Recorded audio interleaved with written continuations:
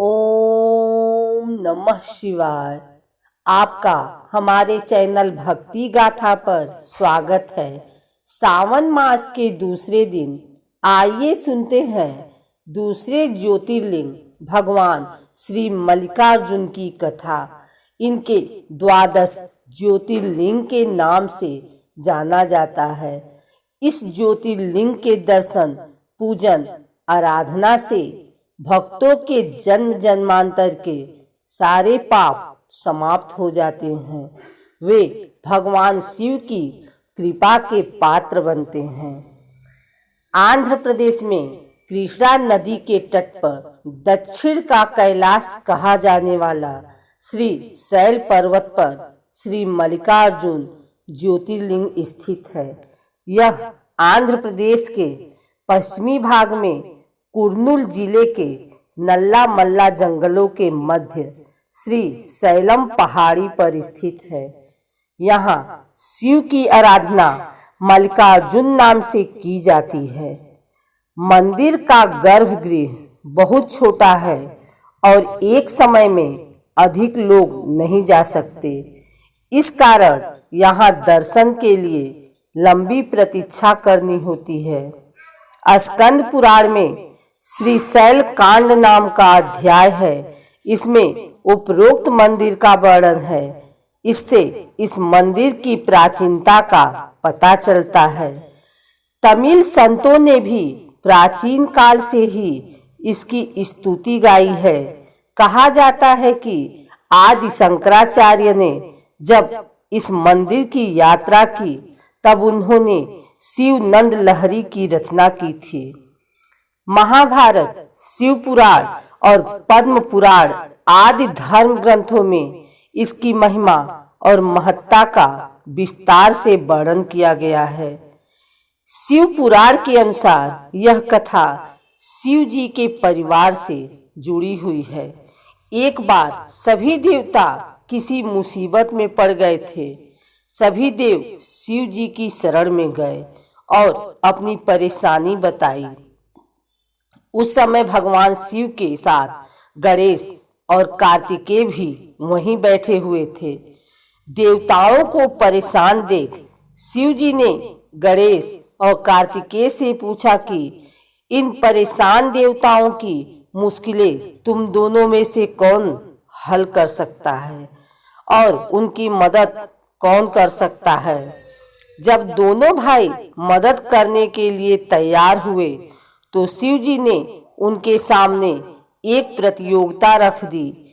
इस प्रतियोगिता के मुताबिक दोनों भाइयों में जो भी सबसे पहले पृथ्वी की परिक्रमा करके लौटेगा वही देवताओं की मुश्किलों में मदद कर पाएगा।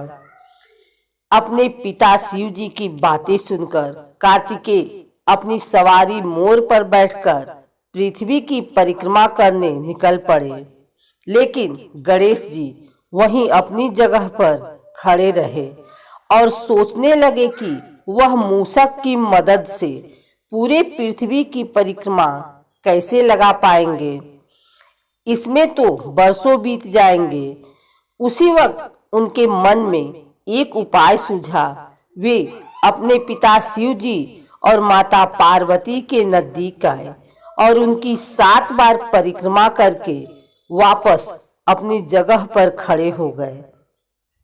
कुछ समय बाद जब कार्तिकेय पृथ्वी की परिक्रमा पूरी करके लौटे तो स्वयं को विजेता कहने लगे। तभी शिव जी ने गणेश जी की ओर देखा और उनसे पूछा कि क्यों गणेश जी, तुम क्यों पृथ्वी की परिक्रमा करने नहीं गए। इस पर गणेश जी ने तपाक से कहा कि माता पिता में ही तो पूरा संसार है। चाहे मैं पृथ्वी की परिक्रमा करूं या अपने माता पिता की, एक ही तो बात है। यह सुन शिव जी बहुत प्रसन्न हुए और उन्होंने गणेश को सभी देवताओं की मुश्किलें दूर करने की आज्ञा दे दी। इसके साथ ही शिव जी ने गणेश जी को यह भी आशीर्वाद दिया कि कृष्ण पक्ष की चतुर्थी पर जो भी व्यक्ति तुम्हारी पूजा और व्रत करेगा उसके सभी दुख दूर हो जाएंगे और उसे सभी सुखों की प्राप्ति होगी। जब कार्तिकेय पृथ्वी की परिक्रमा कर वापस आए तो उन्होंने देखा कि गणेश जी का विवाह विश्वरूप प्रजापति की पुत्रियों के साथ हो चुका था, जिनका नाम सिद्धि और बुद्धि था। इनसे गणेश जी को क्षेम और लाभ 2 पुत्र भी प्राप्त हुए थे। कार्तिकेय को देवर्षि नारद ने सारी बात बताई। इस कार्तिकेय जी ने नाराज हो गए और माता पिता के चरण छूकर वहां से चले गए। कार्तिकेय क्रौंच पर्वत पर जाकर निवास करने लगे। उन्हें मनाने के लिए शिव पार्वती ने नारद जी को वहां भेजा, लेकिन कार्तिकेय नहीं माने। फिर पुत्र मोह में माता पार्वती भी उनके पास उन्हें लेने गई तो उन्हें देखकर कार्तिकेय पलायन कर गए। इस बात से हताश माता पार्वती वहीं बैठ गई। वहीं भगवान शिव भी ज्योतिर्लिंग के रूप में प्रकट हुए। इसके बाद से ही इस जगह को मल्लिकार्जुन ज्योतिर्लिंग के नाम से जाना जाने लगा।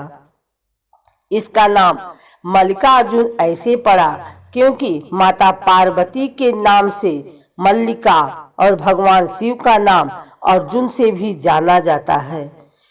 एक दूसरी कथा यह भी कही जाती है कि इस शैल पर्वत के निकट किसी समय राजा चंद्रगुप्त की राजधानी थी।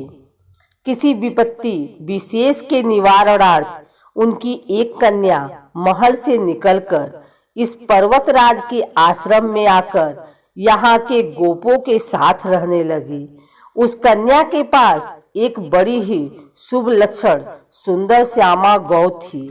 उस गौ का दूध रात में कोई चोरी से दूह ले जाता था।